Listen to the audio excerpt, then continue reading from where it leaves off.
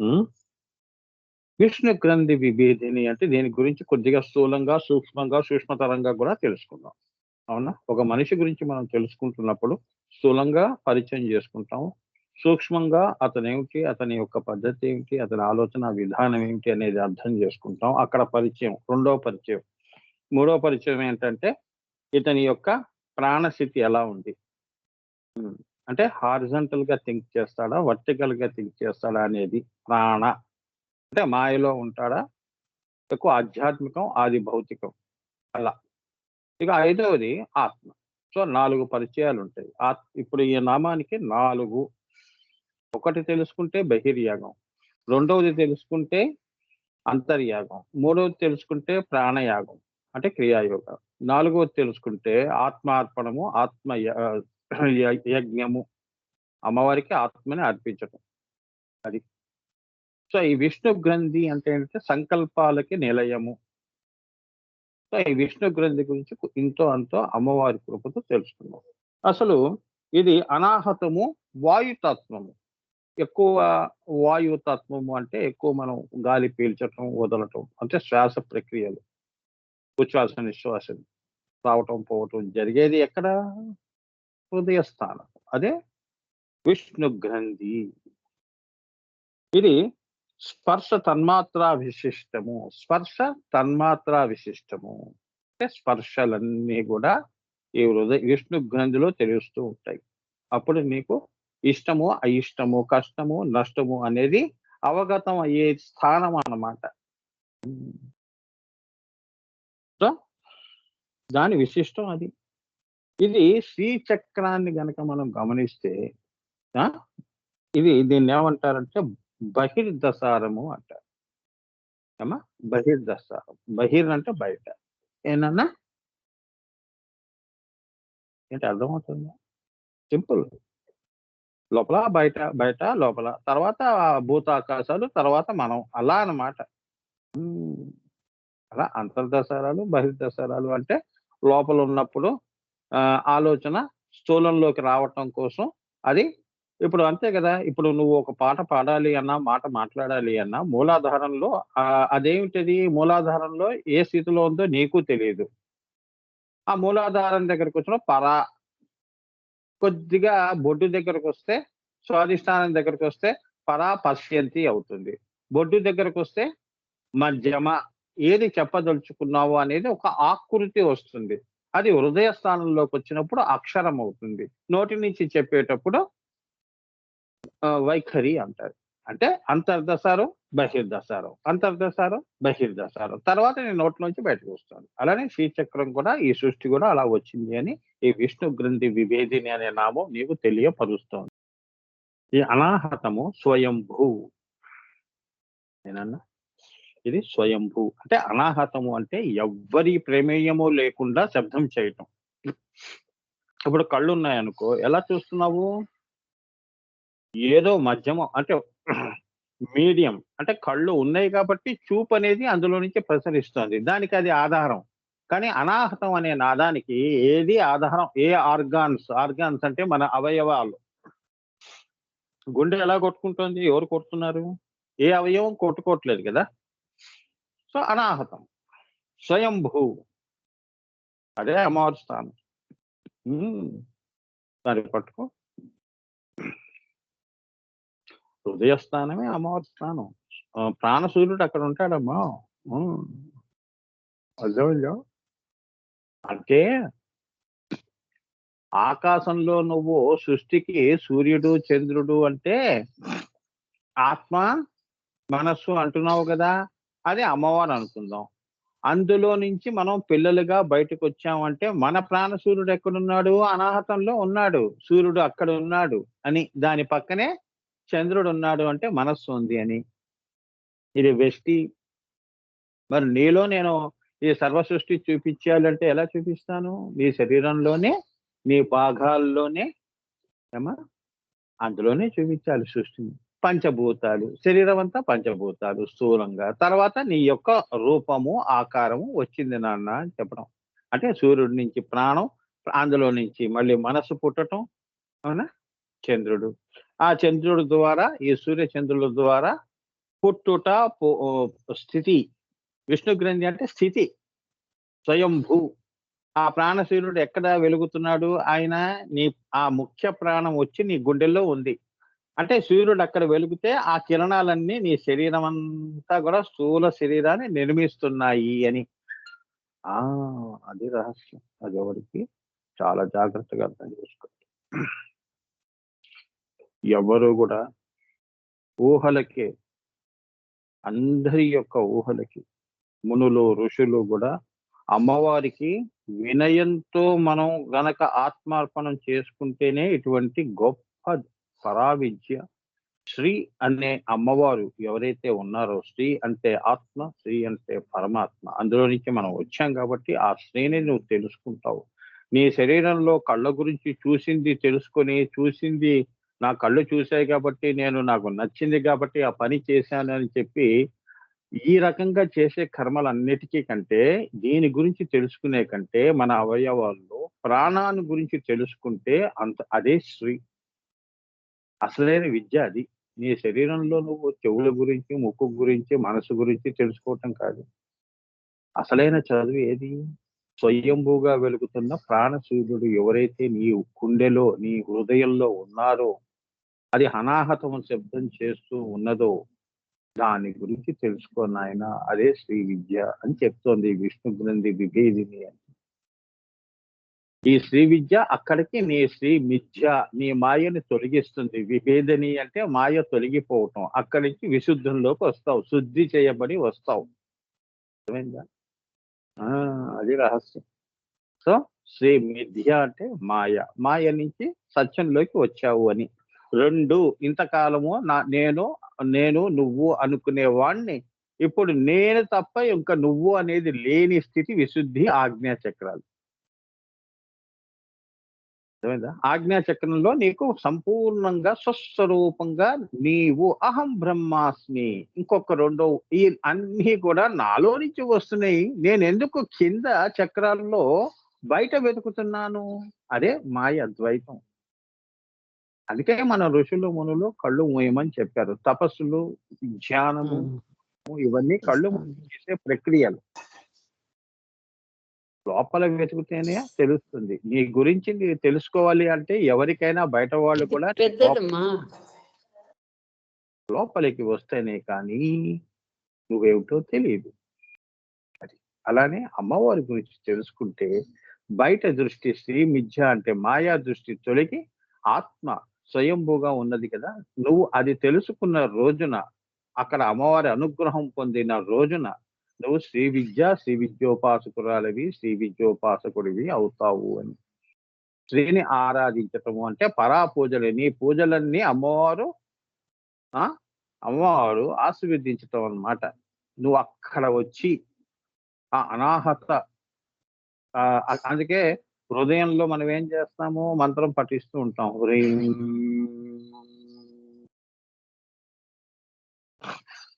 అక్కడ అమ్మవారికి సా సామీప్యంగా వచ్చావని.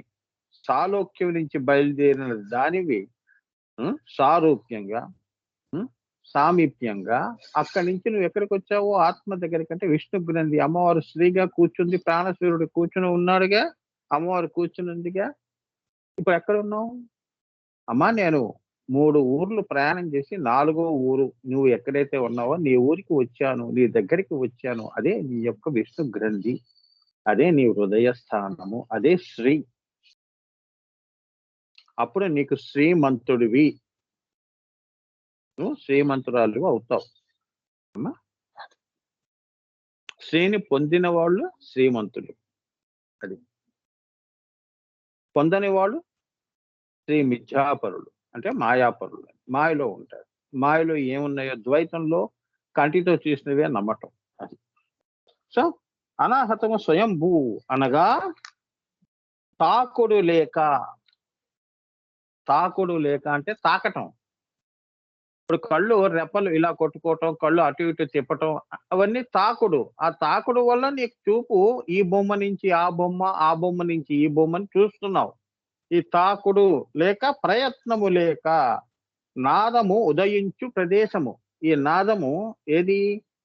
ఈ నాదం ఏదైతే ఉందో అది ఉదయించటము అన్నమాట.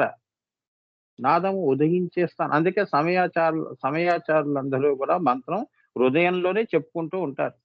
ఇప్పుడు నేను ఇచ్చాననుకోండి మీకు మంత్రాలు ఎక్కడ చెప్తారు? గురువుగారు గుండెల్లో పెట్టుకున్నాను స్వామి మీ మంత్రాన్ని. ఇప్పుడు నేను చెప్పాను చూడండి అమ్మవారి నామాల్లో మంత్రాలు ఉన్నాయని. ఇప్పుడు ఇవన్నీ మీరు శ్రీమంతులు అవుతున్నారు. అమ్మవారు ఇవ్వమని చెప్పింది. సో, ఇస్తాను. అన్నిటికీ కొద్దిగా ఆగాలిగా. ఇవాళ రేపట్లో ఇస్తా.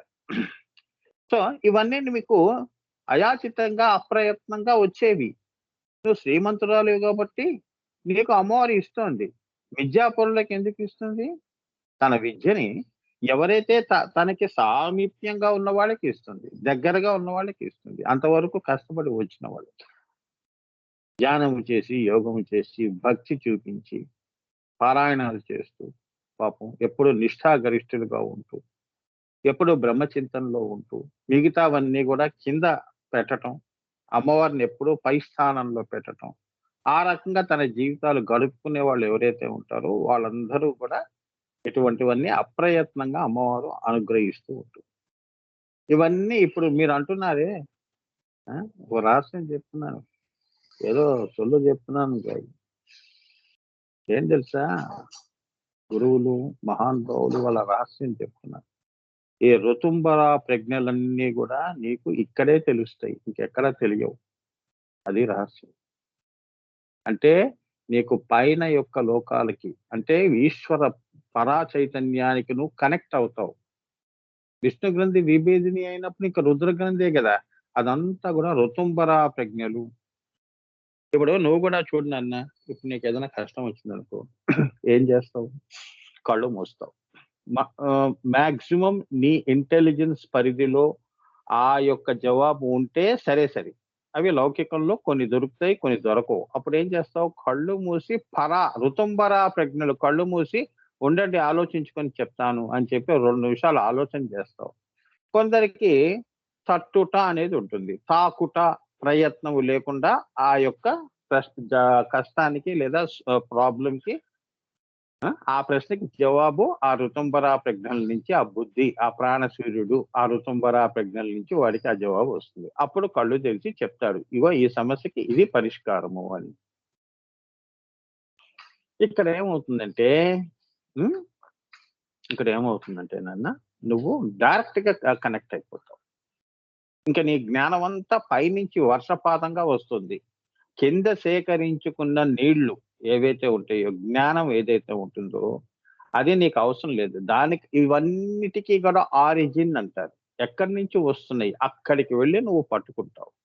రాబోయేవి భూత, భవిష్యత్, వర్తమాన కాలాల్లో రేపు నువ్వు ఏం మాట్లాడుతున్నావు అనే మాటల్లో కూడా ఎవరికి ఏ ఆలోచన తడుతుందో, ఎవరు ఏ కొత్త విషయాన్ని తెలుసుకుంటారో అనేది కూడా ముందే నువ్వు ప్రిడిక్షన్ లేదా ఫోర్‌కాస్ట్ చేసి ముందే చెప్తావు. అలా చెప్పిన మహాన్ పురుషులందరూ కూడా ఎవరు? వీరబ్రహ్మేంద్ర లాంటి మహానుభావులు, షిరిడీ సాయిబాబా లాంటి మహానుభావులు వీళ్ళందరూ కూడా అలా రేపు ఏం జరగబోతుందో అని తెలుసుకొని వాళ్ళు ప్రపంచానికి చెప్తూ ఉంటారు. అది ఋతుంబర ప్రజ్ఞ అంటే. వాళ్ళు డైరెక్ట్‌గా కనెక్ట్ అవుతారు. అంటే వెస్ట్‌కి శరీరం నేను అనే దానికి కాకుండా అహంత, ఇదంతా, మమత అనే ఏదైతే ఉందో అహంత, అమోర అహంకారాకాశాలు. ఋతుంబర ప్రజ్ఞలు కదా! అది. కాలాతీతులవుతారు. కాలమహిమ్ని అంటే కింద నువ్వు శరీరంతో జీవించటం కాలమహిమ్నులం మనం. ఋతుంబర ప్రజ్ఞలతో బతకటం అంటే అకాల మహిమ్ని. అంటే అమ్మవారి యొక్క శివదృష్టి, సమదృష్టితో నీ జీవితాన్ని గడపటం లాంటిది. అందుకే ఇక్కడ ఏం చెప్తున్నారు వారు? ఇది ఉదయించే ప్రదేశము. అనాహతం అనగా ఏ విధమైన తాకుడు లేకుండా అంటే అవయవములు అంటే ఆర్గాన్స్ యొక్క ప్రయత్నము ఏమీయూ లేకుండా నాదము ఉదయించు ప్రదేశము. నాదం అక్కడ పుడుతుంది. లబ్ డబ్, లబ్ డబ్ అని కొట్టుకుంటుంది కదమ్మా! మన గుండెకాయ ఎలా కొట్టుకుంటుంది? Heart beats. ఎవరి ప్రయత్నము ప్రయత్నము లేకుండా దానంతట అదే కొట్టుకుంటోంది. ఇప్పుడు నీ చెయ్యి ఇటు నుంచి ఇటు కదపాలి అంటే నీ ప్రయత్నం ఉండాలి. దానికొక అవయవం ఉండాలి. ఏంటి? చెయ్యి అనేది. ఈ వస్తువు నేను తీసుకోవాలి అంటే దానికి చేతులు కావాలి. ఏమ్మా? సో, ఒక అవయవం ఆధారం మీద నీ పనులవుతున్నాయి. కానీ ఇక్కడేమిటి అనాహతంలో, హృదయ స్థానంలో ఏ విధమైన తాకుడు లేకుండా అంటే అవయవములు యొక్క ప్రయత్నము ఏమియు లేకుండా నాదం పుడుతోంది. హ్మ్. నాదం పుడుతోంది. సో, నాదము ఉదయించు ప్రదేశము అని అర్థం. అంటే అమ్మవారి యొక్క నాదం. హ్మ్. హ్రీం అని ఆ నాదం పుట్టే స్థానం అన్నమాట. ఇంకెక్కడ స్థానాల్లో నాదం పుట్టదు. ఇది అనాహతము అని అర్థం చేసుకోవాలి. అనాహతమే అహం స్వరూపుడైన జీవిని యొక్క చోటు. అనాహతం ఏమిటి?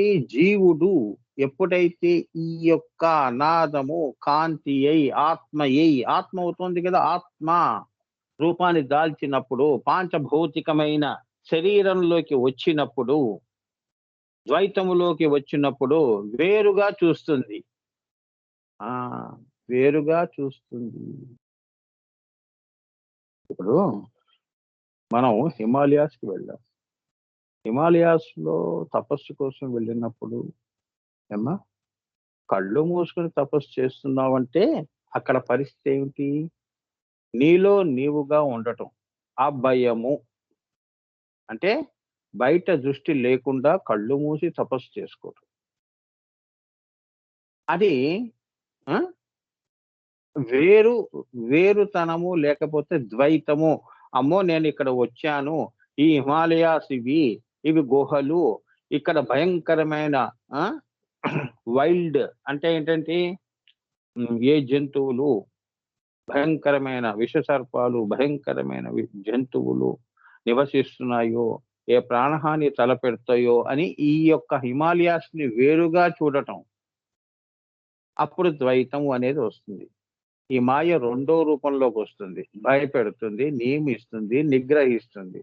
అదే గనక ఇదంతా గూడా నేనే నిండి ఉన్నాను. అద్వైతము.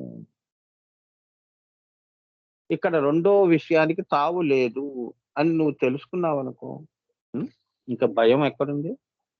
అంటే అంతా నిన్ను జూసి నువ్వు భయపడటమే. నిన్ను చూసి నువ్వెందుకు భయపడతావు? నేనే గదా అంతా నిండి ఉన్నాను. అదే సర్వాంతర్యామిని అని. భయము నీలో ఒక భాగమే. అభయము గూడా నీలో ఒక భాగమే.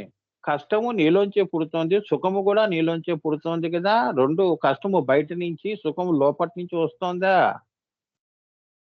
ఓకే. ఇవన్నీ రహస్యాలమ్మ. జ్ఞాన రహస్యాలు. సో, విషయం తెలుసుకోవటం. ఇది ద్వైతము. ఇది మాయ. ఇవాళుంటుంది, రేపు వెళ్ళిపోతుందనే దాని మీద నువ్వు స్థిరపడాలి.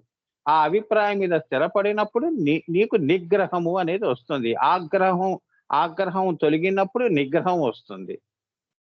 కష్టం తొలగినప్పుడు సుఖం వస్తుంది. అంతేగా? ఇవన్నీ మాయలే. అంటే కష్టము అనే మాయ తొలగితే ఏం మిగిలింది? సత్యము అనేది కష్టము దగ్గర సుఖము మిగిలింది. ఆ సుఖమే అమ్మవారు. అదే నీవు.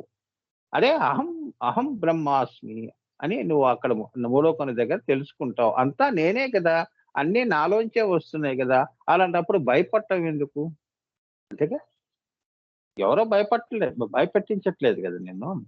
అన్ని భయాలు నీలోంచే వస్తున్నాయి. సో, ఈ ఈ రకంగా వీళ్ళేంటంటే ఋషులు, మునులు, యోగులు, ఈ మహానుభావులు వీళ్ళందరూ గూడా అడవుల్లో మరి వాళ్ళు తపస్సు చేసుకుంటున్నప్పుడు, వారు అంతా ఒకటిగా చూస్తారు. అన్నిట్లో గూడా నేను వేరు అనే దృష్టిలో చూడరు. అన్ని రూపాలు భగవత్ స్వరూపాలు. అన్ని జంతువులు పిపిలికాది పర్యంతము గూడా అమ్మవారి యొక్క రూపాలే కదా! అనేక రూపాలు. దశావతారాలు చూసి భయపడుతున్నామా మనం? ప్రతి అవతారాన్ని ప్రేమించాం. అలానే మహాపురుషులు గూడా ఏ రూపాన్ని చూసినా గూడా వాళ్ళకి అందులో వాళ్ళు అమ్మవారిని చూస్తారు. అందుకే వాళ్ళకి భయం అనేది ఉండదు. అలానే ఆ రూపము గూడా వాళ్ళని భయపెట్టదు. అర్థమైందా అమ్మా? అది సర్పం దగ్గర నుంచి అంటే ఏంటంటే సరీరూప జంతువుల దగ్గర నుంచి రాక్షస, కిన్నెర, కింపురుషులు పై లోకాల వరకు గూడా ఎవరు నీ దరిదాపుల్లోకి రారు. నిరాఘాటంగా నీ ధ్యానం కొనసాగుతూ ఉంటుంది. అది. ఆ స్థితి నీకు రావాలి. అది ఈ అనాహతము స్థానము. ఇవన్నీ కూడా ఋతుంబర ప్రజ్ఞలు అంటారు. ఈ ప్రజ్ఞలని నువ్వు తెలుసుకుని దానికి అనుగుణంగా నీ జీవితాన్ని మలుచుకోవటం. ఎవడో చెప్పాడు ఇలా బతకమని, అలా బతకటం కాదు. ధ్యానము, యోగము ఇవన్నీ సాధన ద్వారా వచ్చేవి కానీ ఒకరు ఇస్తే పుచ్చుకునేవి కావుగా. అవునా? మనం ఒక సాధన చేయాలి అంటే కళలు కానీ ఏదైనా సంగీతం కానీ ఏదన్నా మనము చేస్తేనే మనకి అది వస్తుంది కానీ ఒకరి ఇస్తే వచ్చేది కాదు కదా. నీకోసం నేను సాధన చేస్తానులే అని చెప్పేవి కొన్ని కొన్ని ఏంటంటేనన్నా కొన్ని విషయాలు మనంతట మనం చేసుకోవాల్సిందే ఎంత గొప్పవాడైనా.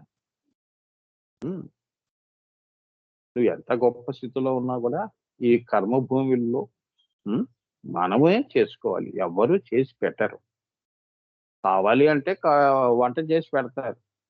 కొద్దిగా వంట చేయి, ఒంట్లో బాలేదంటే వంట చేసి పెడతారు. లేదా గ్లాస్ మంచినీళ్ళు ఇయ్యి అంటే మంచినీళ్ళు ఇస్తారే గానీ, నీ యొక్క యోగా కర్మలు, ధ్యాన కర్మలు ఇవన్నీ గూడా మనం చేసుకోవాల్సింది. చేసుకొని అక్కడ ఆ నాదాన్ని మనం ఏంటంటే, ఆ నాదంలో మనం ఐక్యం కావటం. ఆ ఏకత్వాన్ని అనుభవించటం. ఏకత్వంలోనే బ్లిస్ అనేది వస్తుంది. ఏమ్మా? జ్ఞానపరంగా నువ్వు తెలుసుకుంటే ఆనందం వస్తుంది. ఆనందానికి పైన ఉన్న స్థానము అంతస్తు ఏమిటి? బ్లిస్, తన్మయత్వము.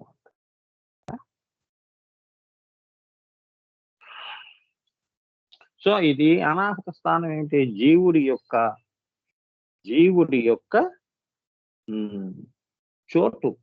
నేను అని ఎక్కడి నుంచి అంటున్నాము? మన హృదయ స్థానం నుంచి అంటున్నాం. అంతేగా?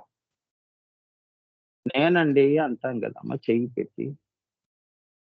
హృదయ స్థానం దగ్గర పెడతాం గదా! అదే అహం స్థానము, హృదయ స్థానము, అనాహతం. ఈ అనాహతం ఎలా ఉంటుంది? త్రికోణ ఆకృతిలో ఉంటుంది. నీ గుండెకాయ ఏ రూపంలో ఉంటుందో చూడండి. త్రికోణాకృతిలో ఉంటుంది. అవునా? హార్ట్ ఎలా ఉంటుందమ్మా? వేసి చూడండి. త్రికోణంలో ఉంటుంది. ఆ త్రికోణాంతర దీపిక రూపంలో అణుమాత్ర విశిష్టమైన ఆత్మ కూడా వెలుగొందుచుంటుంది. వెలుగొందుచుండును అంటే ఏంటంటే అక్కడ ఆత్మ అనేది ఉంటుంది. అదే ముఖ్య ప్రాణము. ఆ ముఖ్య ప్రాణము నుంచి సూర్యుడి నుంచి కిరణములు అనేకము, ద్వైతము అనే సృష్టి జరుగుతోంది. ముఖ్య ప్రాణం తెలుసుకోవటం, ఉదాహరణ ప్రాణం దగ్గరకొస్తే నువ్వు ఈ కింద ఉన్న ప్రాణాలు ఓం ప్రాణాయ స్వహ, అపానాయ స్వహ, వ్యానాయ స్వహ. స్వామి, ఈ యొక్క ప్రాణాలన్నీ కూడా ముఖ్య ప్రాణం నుంచి కిరణాల నుంచి, ముఖ్య ప్రాణ కిరణాలు అనాహతం నుంచి వస్తున్నాయి కదా. సో, ఈ కిరణాలన్నీ నేను మూలాధారంలో, స్వాధిష్టానంలో, మణిపురంలో ఈ కిరణాలన్నీ నువ్వు ఏంటి నాదము ద్వారా లం, వం, శం అనుకుంటూ కిరణాలన్నీ నాదముతో దాని నాద రూపంలోకి తెచ్చేసుకుంటున్నావు. దాన్ని తీసుకొచ్చి ముఖ్య ప్రాణంలో కలుపుతున్నావు. అక్కడ నీకు అది ఎప్పుడైతే కిందంతా చక్రాలు శ్మశానం అయిపోతాయో అంటే ఏంటంటే శ్మశానము అంటే ఏంటంటేనమ్మా, ఆ యొక్క దృష్టి నీకు తొలగిపోతుందో, అప్పుడు నువ్వు ప్రాణంగా నువ్వు బతుకుతావు. అదే నా స్థానం ఇది కదా! నేను ముఖ్య ప్రాణంలో ఉన్నాను గదా! నేను స్వస్వరూపంలో ఉన్నాను. నేనే అహం బ్రహ్మాస్మి. ఇదంతా కిందదంతా అనేకము. నా కిరణములే అనే విషయం నువ్వు తెలుసుకుంటావు అని చెప్తున్నాడు. సో, ఈశ్వర చైతన్యం అంతా విష్ణు గ్రంథి అక్కడికి తీసుకొచ్చి విభేదనం చేయటం. ఆ! ఆ ప్రాణాన్ని ఉదాహరణ ప్రాణంలోకి కలపటం. ఆ ఉదాహరణ ప్రాణం ఆత్మ రూపంలో అదే ఆత్మ ఉదాహరణ ప్రాణం అంటే ఆత్మేనమ్మా చైతన్యమే. అది చుక్కగా ఉందిగా, ఆ చుక్క మూడో కన్ను దగ్గర ఆ! విరాట్ పురుష దర్శనాన్ని నీకిస్తుంది. అదే నీ మెడిటేషన్‌లో నీకొచ్చే ఫస్ట్ నువ్వు చూసేది. అహం బ్రహ్మాస్మి.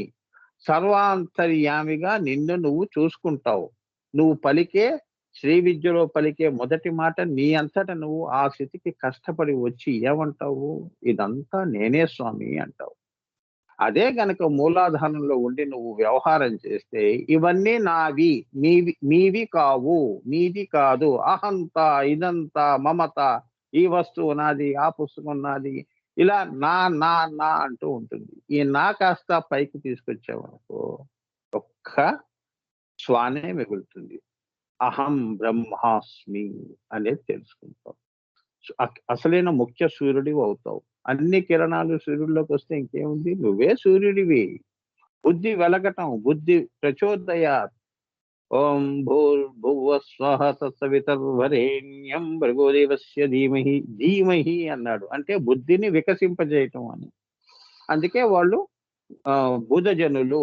బుద్ధి వికసించిన వాళ్ళందరూ బుధజనులు. బుద్ధితో బతికే జీవులు అని. కింద బతికే జీవితం అంతా పశు లక్షణాలు. పశుపతినాథ్. ఈ కింద కింద మనమందరం ద్వైతంలో ఎన్నో తప్పులు కర్మభూమిలో నాది నీది అనుకుంటూ తిరిగి ఎన్నో సత్కర్మ దుష్కర్మలు చేస్తూ ఉంటామే. మనందరినీ నియమించేవాడు ఈ ప్రాణసూర్యుడే, ఈ శానసూర్యుడైన ఇక్కడ ఆత్మ ఏదైతే ఉందో ఆయన ఈ పశు లక్షణాలతో ఉన్న జీవులకి పతి. అని సరైన మార్గంలో పెట్టేవాడు పతి. అందుకే పశుపతి. భర్త అని. భర్త అంటే భార్యకి భర్తనే కాదు, అంటే భరించువాడు. ఇందరి జీవులందరినీ కూడా పశువులందరినీ కూడా నియమించువాడు. మనం ఎటుపోతున్నామో మనకు తెలియదు. మాయలు అందరినీ నియమించటం, నిగ్రహించటం, నీకు సత్సంకల్పాలు కలిగించటం. నీ దారి ఇది కాదు, నువ్వు ఈ దారిలో వెళ్ళు, నువ్వు నా స్థితికి ఎదుగుతావు అని చెప్పి ఒక గురువుల్ని ప్రవేశపెట్టడం నీ జీవితంలో. ఆ వ్యక్తులు నీ మనసులో అది కోరికగా రావటం, ఆ గురువు కోసం నువ్వు వెతకటం, ఇట్లా అన్నమాట. మంచి పనులు, గుడికి వెళ్ళటం, ధర్మార్థ కామ మోక్షాలతో జీవితం గడపడం, అహింస అనే మంచి మంచి లక్షణాలన్నీ నీలో కలుగుతూ ఉంటాయి. ఎవరికి హాని తలపెట్టకూడదు. ఇదంతా కూడా బుద్ధి వికసించటానికి చేసే ప్రయత్నాలు. అర్థమైందా? ఇటువంటివన్నీ చేయించేది ఆ సంఘటనలో, ఆ యొక్క పరిస్థితుల్లో నిన్ను పంపించేవాడు ఎవరు? పశుపతినాథ్. అంటే ఈ హృదయంలో ఉన్న ఆత్మ. అందుకే ఆత్మని తెలుసుకుంటే, ఆ ఆత్మని తెలుసుకుంటే అన్ని పరమాత్మని తెలుసుకున్నట్టే. అదే శ్రీ, అదే పరమాత్మ. శ్రీ అంటే ఆత్మ, శ్రీ అంటే పరమాత్మ. ఈ విషయం నీకు అనుభూతిలోకి వచ్చినప్పుడు మూడో కన్ను దగ్గర పెద్ద వెలుగు, నీ విరాట్ పురుష దర్శనం కనిపిస్తుంది. ఒక్కసారి నీ శరీరం అంతా, ఈ సృష్టి అంతా నువ్వే నిండి ఉన్నట్టు కనిపించినప్పుడు అహం బ్రహ్మాస్మి, ఇదేమిటి ఇంతకాలం నేను మాయలో ఉన్నాను అనేది అవగతమై, ఆ మాయ తొలగిన తర్వాత వచ్చే పదమే ఈ యొక్క అహం బ్రహ్మాస్మి మహావాక్యము. కదా, అమ్మవారి నామంలో విష్ణు గ్రంథి అంటే ఎంత ఈ జ్ఞానపరంగా తెలుసుకుని దాన్ని జ్ఞానపరంలోకి తీసుకువెళ్ళి భక్తి జ్ఞానము నుంచి వచ్చేది భక్తి, భక్తిలోంచి పుట్టేది జ్ఞానము, జ్ఞానములోంచి వచ్చేది ఆత్మానుభవం. అదే యోగము. నీ ఆత్మ గురించి వాడికి రాజయోగం పట్టుకుందిరా వాడికి. ఎవరి ఆశీస్సులు ఉన్నాయో అయాచితంగా అప్రయత్నంగా అంత గొప్ప వెలుగు వెలుగుతున్నాడు వాడు ఈ ప్రపంచంలో. శ్రీ విద్య తెలుసుకున్నాడు. అదనమాట. సో ఈ రకంగా అదే సాలోక్యం నుంచి మొదలు పెడితే, ఈ సాలోక్యంలో చేయవలసినవి ఏంటి? జ్ఞానం సంపాదించుకోవటం. ఆ జ్ఞానాన్ని సక్రమ మార్గంలో పెట్టావు అనుకో, అదేమవుతుంది? భక్తి. ఇవన్నీ నువ్వు సాలోక్యంలో చేసేవి. ఈ భక్తి ఎక్కడి నుంచి వస్తుంది? సూక్ష్మ శరీరం నుంచి వస్తుంది. నీ మనసు నుంచి భక్తి భావన పుడుతోంది. ఎలా పుట్టింది అంటే, ఇంత జ్ఞానం వలన తెలుసుకున్నాను స్వామి, అందుకే ఆ విలువ నాకు తెలుసు అంటావు. అదే సామీప్య సాలోక్య. సామీప్య సారూప్యంగా వచ్చావు, సాలోక్యం నుంచి సామీప్యంకి వచ్చావు. ఇప్పుడు ఎక్కడికి రావాలి? సారూప్యంగా రావాలి. ప్రాణాన్ని పట్టుకుంటున్నావు. ప్రాణం పట్టుకుంటే నువ్వు ఎవరో తెలుస్తుంది. దాన్ని ఏమన్నావు? ధ్యానము చెయ్యి అని అన్నాం. అవునా? ఆ ధ్యానం ముదిరిందనుకో, అదే యోగము, అదే ఆత్మ దర్శనం వైపు పరిగెడుతుంది. అక్కడ నీ మూడో కన్ను రుద్రగంధి విభేదిని దగ్గరికి వస్తావు. అక్కడ తెలుసుకుంటావు నేను ఆత్మని అని అక్కడ అంటావు. జీవాత్మ అనేది పోతుంది, ఆత్మ అనేది తెలుసుకుంటావు. ఇదే శ్రీ విద్య. శ్రీ గురించి ఇంత నీకు అవగాహన ఉంటుంది. ఇప్పుడు ఈ శ్రీ ఆ రుద్రగంధి విభేదిని నుంచి అమ్మవారు రాజరాజేశ్వరి బ్రహ్మకచ్చం వరకు ఎలా వెళుతుందో అనేవి వచ్చే నామాలు.